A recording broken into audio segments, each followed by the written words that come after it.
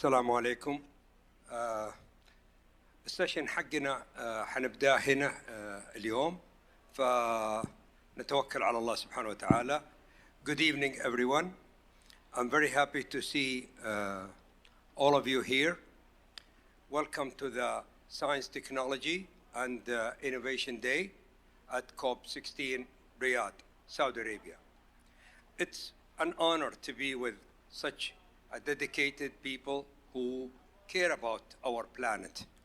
Today, we come together to talk about a very important topic, taking care of our land. Our theme is our land, our future.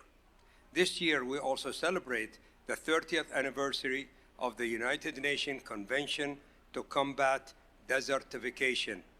It's a great time to renew our pledge to the U.S. science and innovation to protect our land.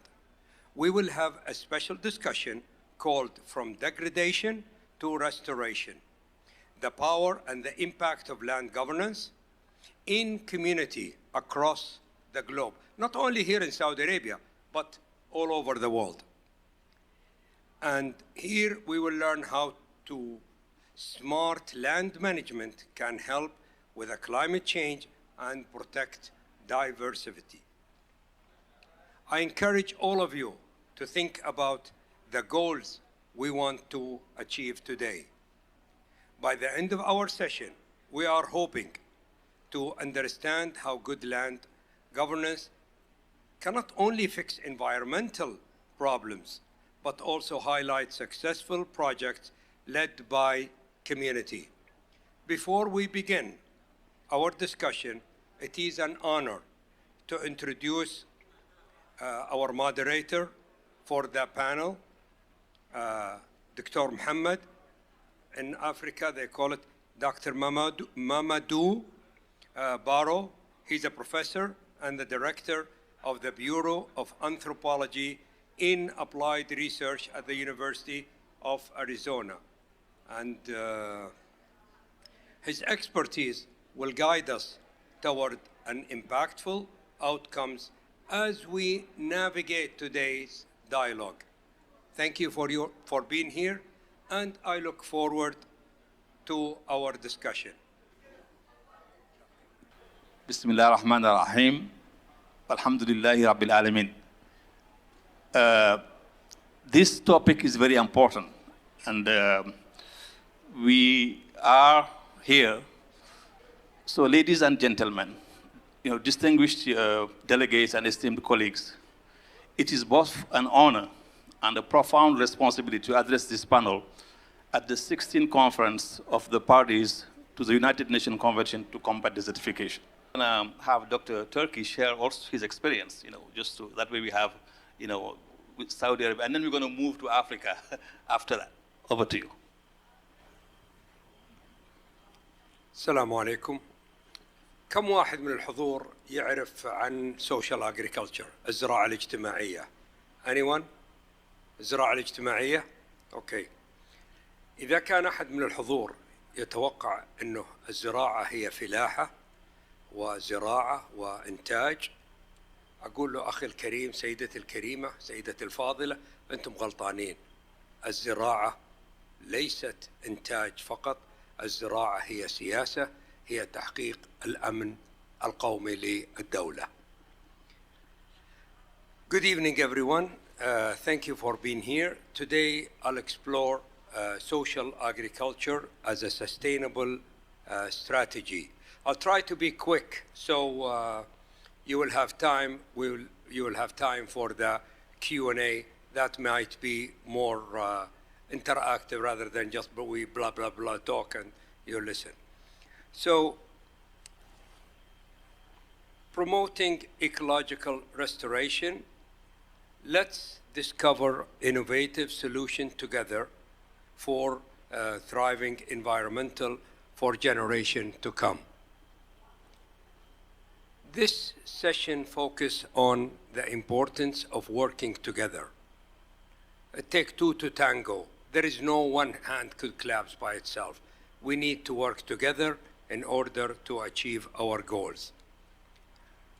To combat land degradation in dry area where environmental issue put people's life at risk.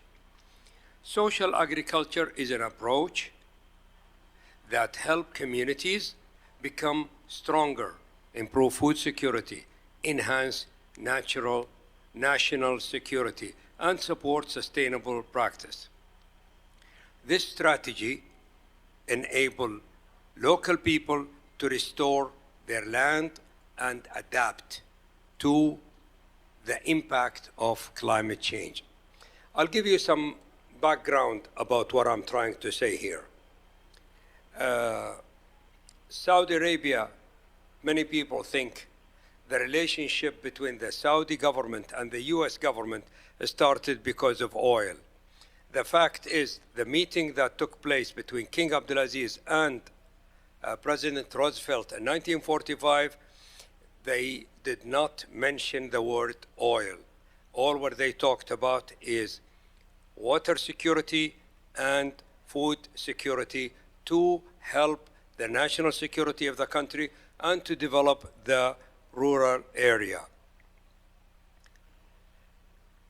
Then they made a deal which will be Saudi government, US government, Aramco as a company, the University of Arizona, and the University of Texas.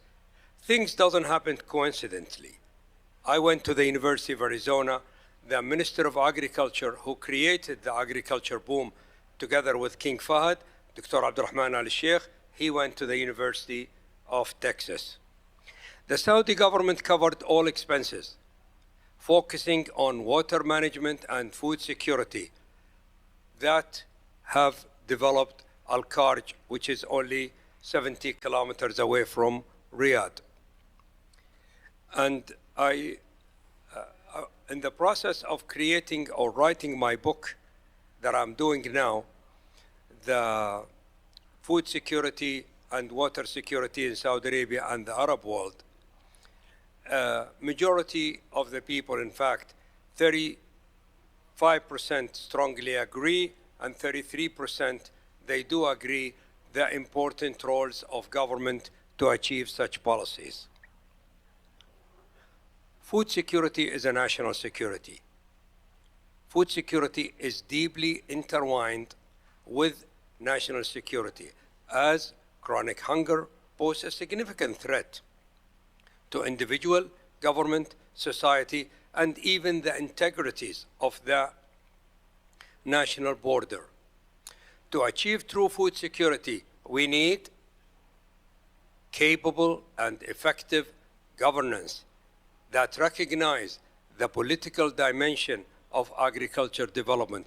Agriculture requires a lot of politics. It's like playing chess.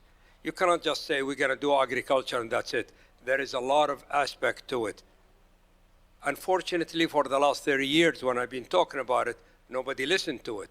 But now they have changed. Why?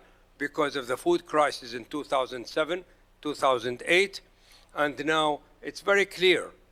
Weaponizing food, weaponizing water, weaponizing access to energy. I have a hypothetical question to everybody. If you analyze a 1 kilo of wheat, if you analyze it, you will find 12% protein, 88% politics. Now you might agree with that or disagree with that, but what I'm trying to say is wheat is politics. Social agriculture, cultivating resilience in the arid land.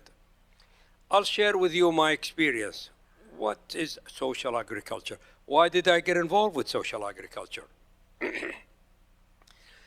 Back in 1995, I was invited to the State of the World Forum in San Francisco.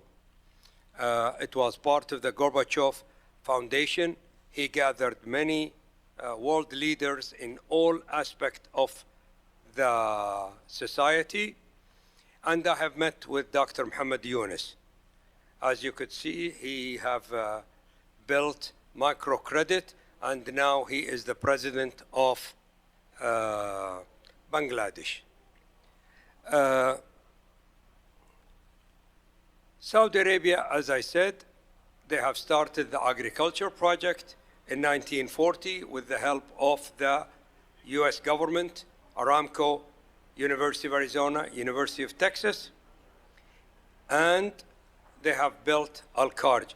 In fact, a year later, the Crown Prince, which is King Saud then, he flew to Arizona and he flew to Texas, and almost a year later, which is in 1948, that one is the establishment of the Al-Kharj project. What is social agriculture? Social agriculture combines social value with farming practice. This approach is more than just growing food.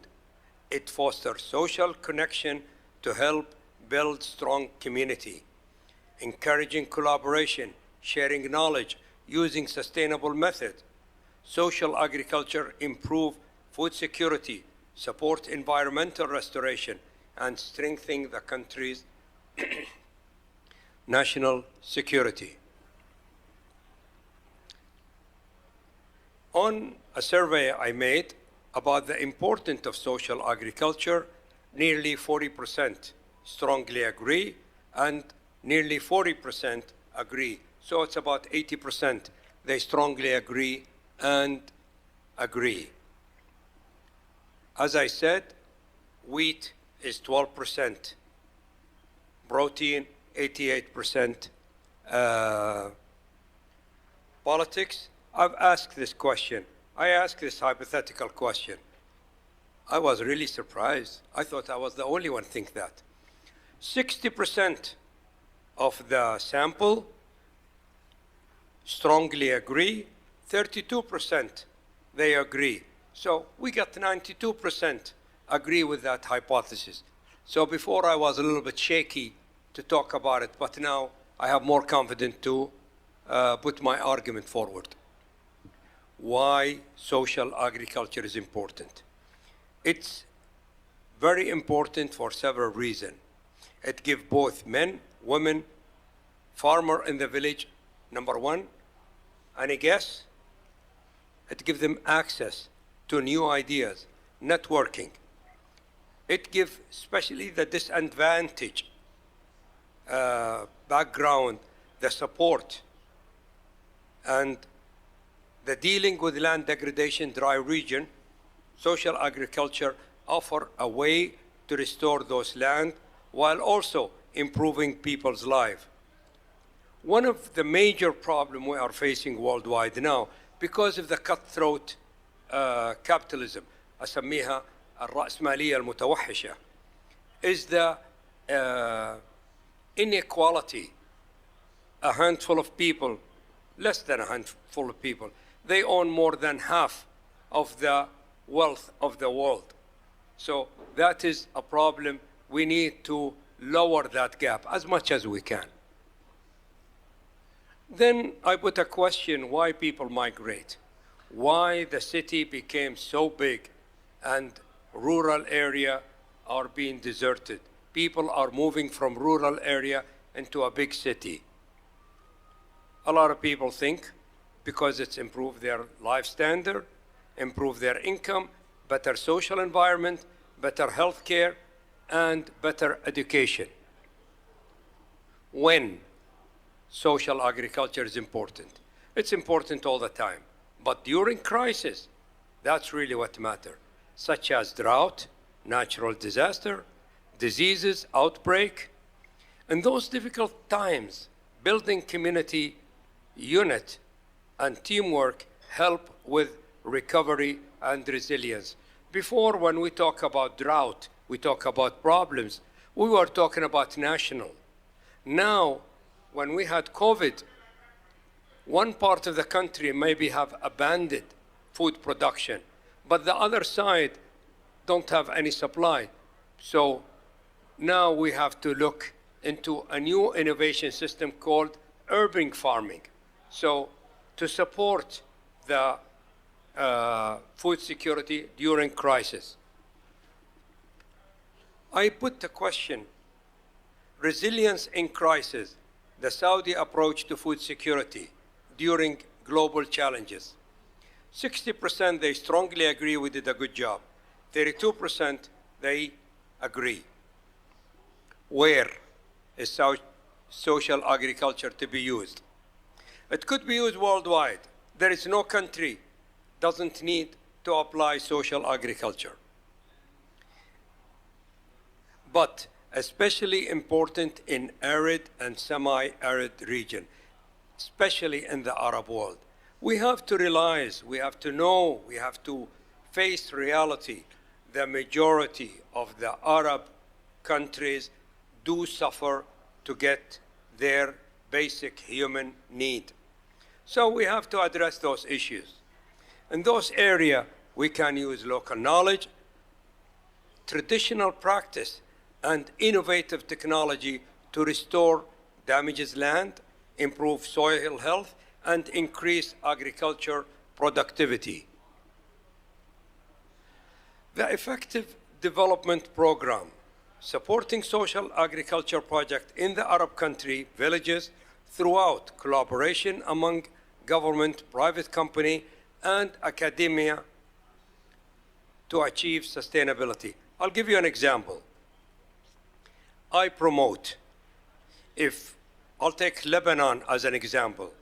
In Lebanon, there is 1,200 villages. My argument, if we give $30,000 per village with the cooperation of American University, the local government, and the local peoples, then we could improve at least 200 individuals, 200 people per village. That will give a lot of improvement for Lebanon. It's very important, especially as a program for rebuilding countries after war. And you know, we have a lot of wars going on. This teamwork among different aspects or different sectors is the most effective way to reach sustainability. This model can be replicated to other countries. How to use social agriculture? As I said, a successful implementation social agriculture is a multi-dimension approach. It's needed that start with a triple helix model. What is a triple helix model of innovation? It's involved collaboration among government bodies, private organization, and academia institution, engaging local communities and stakeholders in the decision-making process of crucial education and capacity building program that empower the individual and the group. Additionally, forming a partnership between government, NGOs, and private sector can provide a resources and experience massive. Not a single country or a single identity can do that. I'll give you an example from Saudi Arabia. الحمد لله إنه السعودية سوت هذا البرنامج وطبقته. Empowering communities through social agriculture, Saudi social agriculture provided a significant benefit to many groups. I'll give you an example. Saudi Arabia have launched an initiative in Jizan. It illustrates this impact. They make it a contract with IFAD, an international organization. And by the way, Saudi Arabia was one of the main instruments who have created the IFAD, led by $4 million.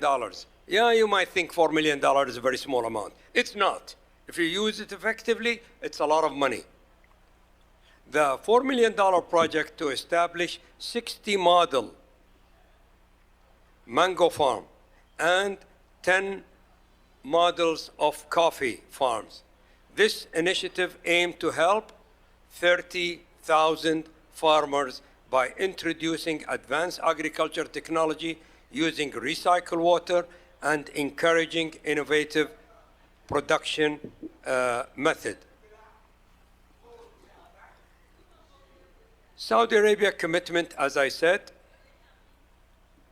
I always believe social agriculture is a vital to be used as the donation programs on their donation. Alhamdulillah, now they implemented it.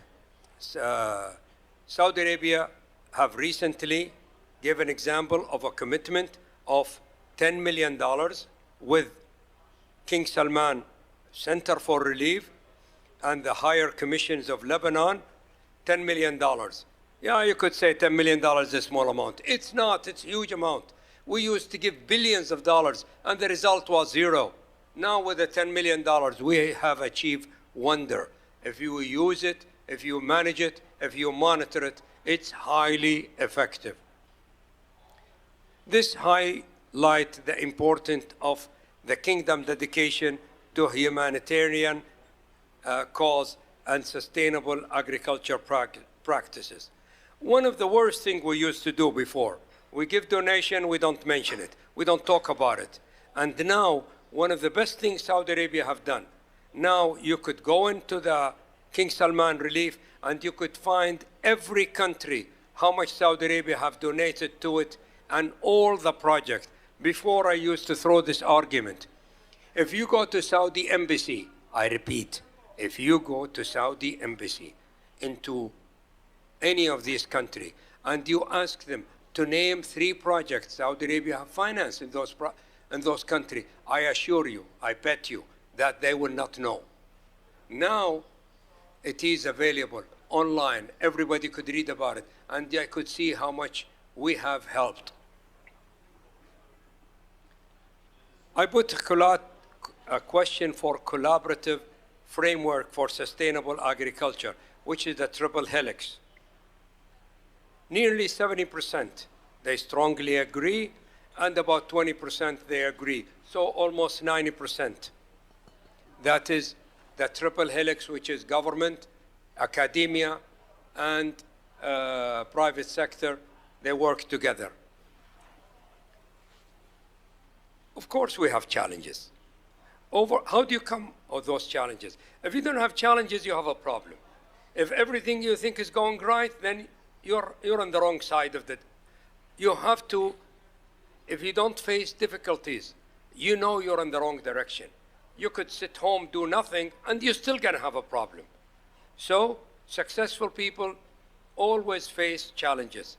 What are those challenges? Number one, economic challenge. Instability often limit investment in agriculture project. Water scarcity. Water scarcity is in every country. I don't know a single country in this earth, maybe Argentina as an exception, didn't have a problem with the water. Furthermore, climate change. It impacts the rural area a lot more than the urban area. Why? Because money goes to urban area, because the urban people, they have the authorities, they have the voting, they have the TV, they have the mouth to talk. People in the rural area, they don't have that power. That's why they're always the least being developed and the most being affected by crisis. Finally, many small farmers struggle to access market for their product, which limit their ability to succeed in competitive environment. I was invited in Sri Lanka at the Commonwealth, and there was a 52 or a 54 president, prime ministers in that meeting, and it was in Sri Lanka, 2013. And I put that argument, and I think it was the vice president of Nigeria. He challenged me, and he said, I will do this, I'll do this. I said, you wouldn't even have time, because rural area, it's easy for you to build a bridge or a tunnel for $1 billion, but it's very hard for you to build a dirt road in the middle of Nigeria that costs $100,000. He made a pledge that when he go home, he will create a special department, have full access to him to visit it those areas and fulfill their need. He did, by the way, made that commitment, and I know he succeeded. Collaborative action against climate change. The role of government, almost 50% of the people, they said it is important. Private sector, and then you could share, I will share with you this PowerPoint. You could find it at the website of the University of Arizona, and we will find other ways also that it will be available. And I'm sure it is available at the COP16. You could talk to our good organizer, and I'm sure they will make it available online. Let's talk about another project. Saudi Arabia have built the terrace, which is the RATL in Jizan, المدرجات. As I said, they have spent $4 million, and it affects 30,000 farmers. And we have looked at القهوة الخولانية. How many of you tasted الخولانية? هزيت راسك. It's a wonderful. I used to buy it in a big sack, and we pay a lot of money for it, and we lose about almost 20% only dirt, and we clean it. Now we could buy it from Jizan, and my God, it's beautiful. And I am a coffee drinker.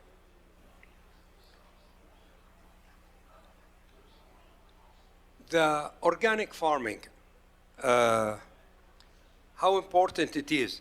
Nearly 56%, they strongly agree in the importance of the organic farming. Advancing social agriculture for sustainable impact. As I said, improve that we need to expand the existing program. We need to make a deal with the NGO. We need to get involved all stakeholders. اليد الواحدة ما تصفق. If we don't collaborate with everybody, there is no way we can succeed. We have to regenerative farming technique. We have to restore our ecosystem. The old system do work sometime, and we have to depend on it. The aiming, by aligning our effort and resources, we can develop resilience. Land governance through social agriculture for sustainable development. Social agriculture offers, in my opinion, a very strong solution to land degradation. It has many aspects for rural and urban. One aspect is social aspect of agriculture. Goes beyond just market production. It is vital for support social reintegration and encouraging collaboration for sustainable future. It make farmer thrive. It make improve the business development. Ultimately, embracing social agriculture not only help combat land degradation, but also empower community, especially rural community. I will close my talk. Let us leverage the power of social agriculture to combat land degradation. By working together, we can create a sustainable future where our land thrives and our community prospers. For more information about myself, you can visit the website tfrasheed.org. And more about this subject, I have, can I borrow your book, the book, please? You could find this book. It's in Amazon and everywhere. It was released in 2023, and it's also available in Arabic by مركز دراسات الوحدة العربية. It's all available in Arabic and in English. Happy to receive your question. Thank you very much. This is really insightful and interesting. We'll get back to it. Thanks for watching our video. Our video title is Harnessing Social Agriculture, a Sustainable Economic Strategy for Combating Land Degradation and Promoting Ecological Restoration. The event hosting by United Nations Convention to Combat Desertification, UNCCD, COP16. It's held in Green Zone at Riyadh, Saudi Arabia. It's presented by Dr. Turki Faisal Al-Rashid. For more information, please visit www.tfrashid.org and social media channels.